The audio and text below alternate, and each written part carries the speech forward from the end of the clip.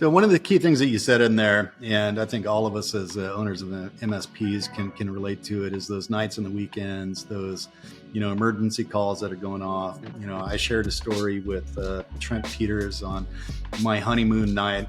Data center was down, Linux farm. I was the only person that knew Linux. So on my wedding night, after the ceremony, guess what I got to do?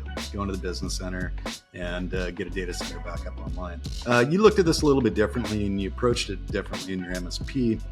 Share with everybody on kind of what your thoughts were around, calming down that noise, and how are you able to achieve something that many MSPs think is just absolutely impossible? We started in 2006. So basically it was kind of funny the way we evolved. When we started with, and I don't even know if you and I ever even talked about this, we've had a lot of conversations over the years, but that initial way that we did things, we did a project first and then, onboarded them. So yes, you're right. We did fix a lot of things. Like for example, every one of our clients, server 1 was their file server in DC, the name. Server 2 was their Exchange server. Server 3 was their RDP server.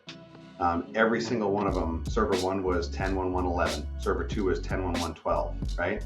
The exact same Extreme Network switches. We had matching purple cables and like everything was perfect, right? It worked great and the concept was there. The only problem is no way in a million years are you gonna have fast growth that way. Like it was just too hard, right? You had to build brand new environments for every client in order to support them. But there was a little hidden gem in there in that we gained great efficiency because every time we had a new consultant come on board, we had to teach them one set of standards. Every time someone picked up the phone for a help desk for a new client, they knew like, oh, I already know, I can look at the network, I know what's what, right? It was almost like learning a language.